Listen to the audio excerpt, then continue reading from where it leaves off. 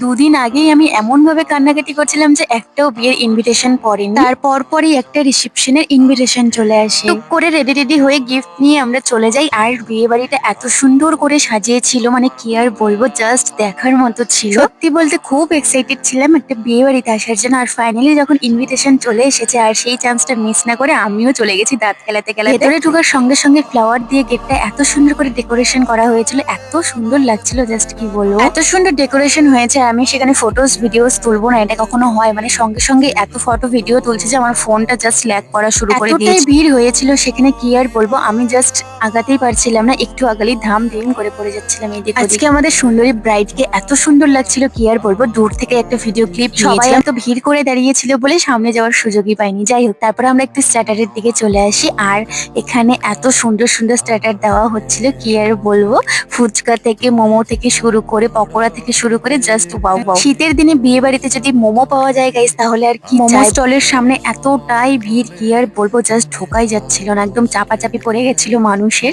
বউকে ছেড়ে সবাই এখানে মোমোর সামনে এসে দাঁড়িয়ে আছে জাস্ট মোমো খাবে। আর এদিকে আমিও একটু চান্স পেয়ে একটা মোমোর প্লেট নিয়ে নিয়েছিলাম। আর শীতের রাতে মোমো খেতে কারি না ভালো লাগে, আর আমার তো অলওয়েজ ফেভারিট মোমো।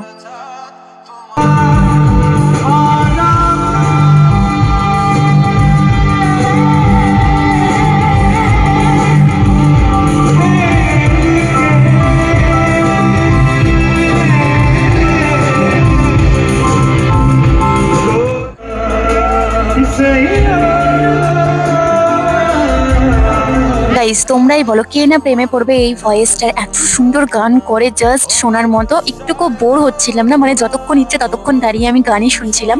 এইদিকে যদি আমার মা তাড়াহুড়া না করতো খাওয়া দাওয়ার জন্য, আমার হয়তো সেদিন খাওয়া দাওয়াই হতো না, জাস্ট দাঁড়িয়ে গানই শুনতাম। খাওয়া দাওয়া করতে গিয়ে সেখানে যা ভিড় দেখলাম গাইস, আবার ফটোস ভিডিওস তুলতে চলে আসি। আর তুমি ফটোস ভিডিওস তুলবে, কারোর সাথে ধাক্কা খাবে না, এটা কখনো হয়?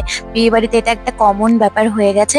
আমি প্রায় 3-4 জনের সাথে ধাক্কা খেয়েছি। ধাক্কা খাওয়ার পর আবার আসি দেখতে যে টেবিল ফাঁকা হলো নাকি। প্রায় গাইস আমরা 1 থেকে 1.5 ঘন্টা ওইভাবেই দাঁড়িয়েছিলাম যে টেবিল কোনো রকমই ফাঁকা হচ্ছিল না। খাওয়া দাওয়ার আসা কে করে, আমরা আবার স্টার্টারে চলে আসি। আর এখানে এসে পকোড়া নিয়ে নিই 2 প্লেট, আর বসে বসে খাচ্ছিলাম আর গানের এনজয় নিচ্ছিলাম। এসব করতে করতে আমার পেটে একটুকু জায়গা ছিল না, মানে আমি স্টার্টার খেয়ে জাস্ট পেট ভরিয়ে ফেলেছিলাম সেখানে। সত্যি বলতে আমার একটুও ইচ্ছা ছিল না যে খেতে বসবো, আমার পেট অলরেডি ভর্তি হয়ে গেছে। মার সঙ্গে আসলে আমি জীবনে এই ভাবনাটাতে সফল হতেও পারিনি, আর আমি ভবিষ্যতে জীবনও হবও না। টেনে হিচড়ে আমাকে খেতে নিয়ে এসেছে, আমার পেটে জায়গা থাকুক না থাকুক আমাকে খেতেই হবে। হ্যালো গাইস, কি করতে আসছো তুমি? হ্যাঁ, বিয়ে বাড়ি খাইতে। কি খাবা তুমি? কি খাবা বলে দাও। এই করে করে আমরা সবার লাস্ট ব্যাচে খেতে বসেছি।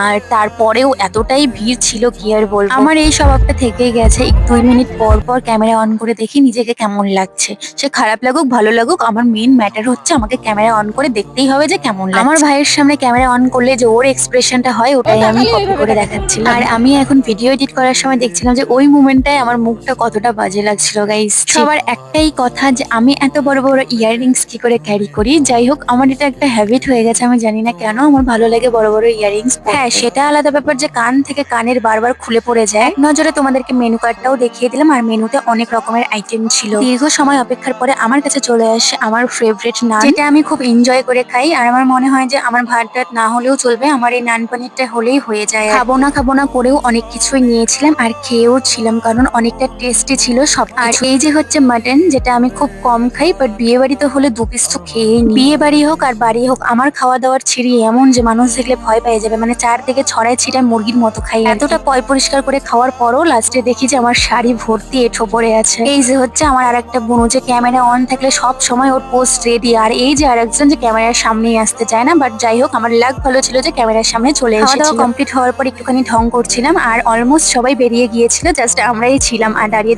গান শুনছিলাম। এত সুন্দর একটা বিয়ে বাড়িতে গেছি আর এত সুন্দর প্যান্ডেল, বাট আমার ভিডিও করে দেওয়ার মতো কেউই ছিল না। পর থেকে মনে হচ্ছে কোনো বিয়ে বাড়িতে গেলে ক্যামেরাম্যান ভাড়া করে নিয়ে যেতে হবে। যাই হোক গাইস, আজকের ব্লগটা এতটাই। দেখা হচ্ছে নেক্সট ব্লগে। ভিডিওটা ভালো লাগলে লাইক কমেন্ট শেয়ার করে দিও। টাটা।